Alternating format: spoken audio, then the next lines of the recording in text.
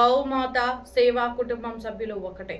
గౌరవనీయులైన రాజకీయ నాయకులు తిరుమలేశ్వర్ రెడ్డి గారికి జన్మదిన శుభాకాంక్షలు తెలుపుతున్న గౌమాతకి జాతీయ ప్రాణిగా ప్రకటించాలని కోరుతున్నారు. గౌమాతకి రాజమాతగా ప్రకటించాలని కోరుతున్నారు. సభ్యులు చీరెడ్డి సంకల్ప దీక్షపరుడు సపరి గోవిందరాజు కర్నూలు పోస్టర్ ఆవిష్కరణ కార్యక్రమం నిర్వహించారు. వాస్తు శక్తివంతమైన వైబ్రేషన్స్ పట్టిక అందజేశారు. తిరుమలేష్ రెడ్డి సార్జీ మాట్లాడారు. గోమాత పాలు, మూత్రం, పేడ కరోనా టైంలో చాలా ఉపయోగం పడిందన్నారు. భూపాల్లో బ్రాహ్మణ వీధిలో నిరంతర వాడతారు. విశాల వాయువు వచ్చిన ప్రాణాలు కాపాడుకున్నారు. రైతులకు ఉపాధి, సేంద్రియ పనులు ఆరోగ్యంగా ఉంటాయి. రసాయనం, ఎరువులు రైతులకు ప్రాణహాని అన్నారు. రాబోయే తరానికి ప్రకృతి పరిరక్షణ కోసం కాపాడడం మన ధర్మం. గోమాతకి ప్రభుత్వం ఆదుకోవాలి. ప్రతి ఊరిలో గోశాలలో ఉండాలన్నారు. గొర్రెల పెంపకం రైతులకు ఉపయోగం ఉంది. అలాగే గోమాతల పెంపకం రైతులకు ఉపయోగంలో అందజేయాలి. పాల డైరీ లాగా అన్నారు.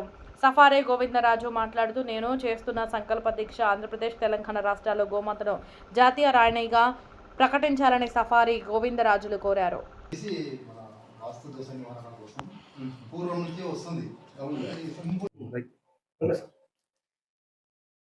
ఈరోజు మనం తింటున్న ఫుడ్ భయంకరంగా ఉంది. వాటర్ కాట్ నుంచి కల్తీ మాయమైపోయింది.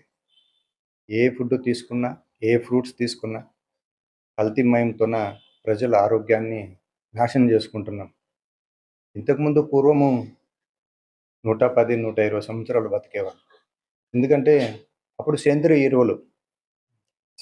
ఎరువులు తీసుకొని ఆవులు కానీ పేడ మన ఇండ్లలోన, మన విలేజ్లో పోతే ప్రతి ఒక్కరు ఇంటి పక్కనే ఆవు మూత్రంతో సంబంధించినవి ఏదైనా క్రిమికీటకాలు లేకుండా మన ఇంటి ముందు పెండతోనే అలికి నీట్గా ఉండేవాళ్ళం. అప్పుడు నీట్గా పెండ ఎందుకు అలుకుతున్నారు బయట అంటే క్రిమికీటకాలు రావు ఆ స్మెల్కి.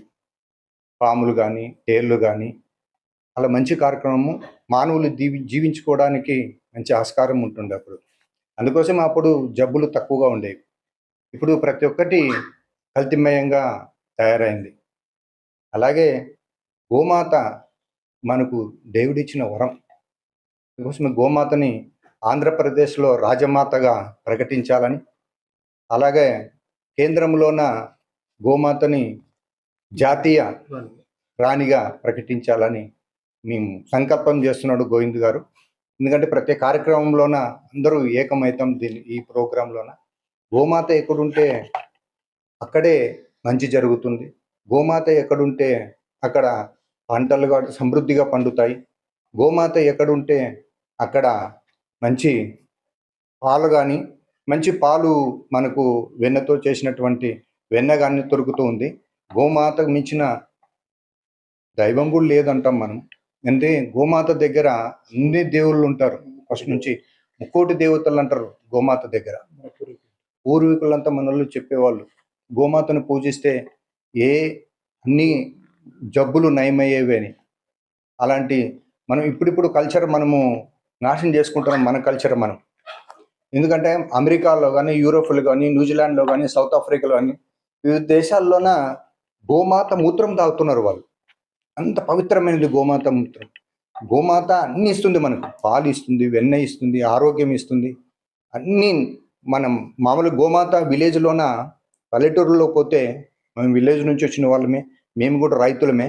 ప్రతి ఇంట్లోనే ఆవు ఉంటుంది. ప్రతి ఇంట్లోనే ఆవును పెంచుకునే వాళ్ళం. మనం ఎందుకు పెంచుకుంటున్నామంటే ఆవు మేము ఉంటే ఇంటికి కూడా మంచి జరుగుతుందని.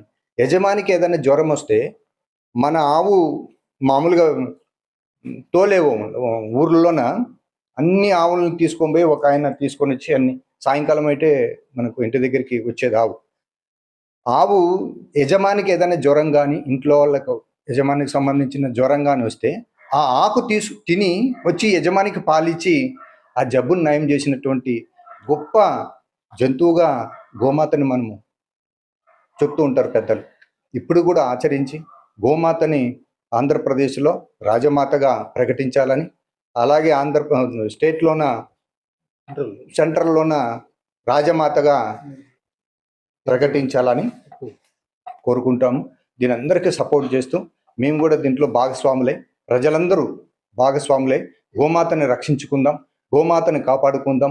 గోమాత ఎక్కడుంటే అక్కడ రాజభోగ్యాలు ఉంటాయి. గోమాత ఎక్కడుంటే ప్రజల ఆరోగ్యం బాగుంటుంది. ఈ సందర్భంగా నేను తెలియజేసుకుంటాను. మీ పేరు చెప్పండి.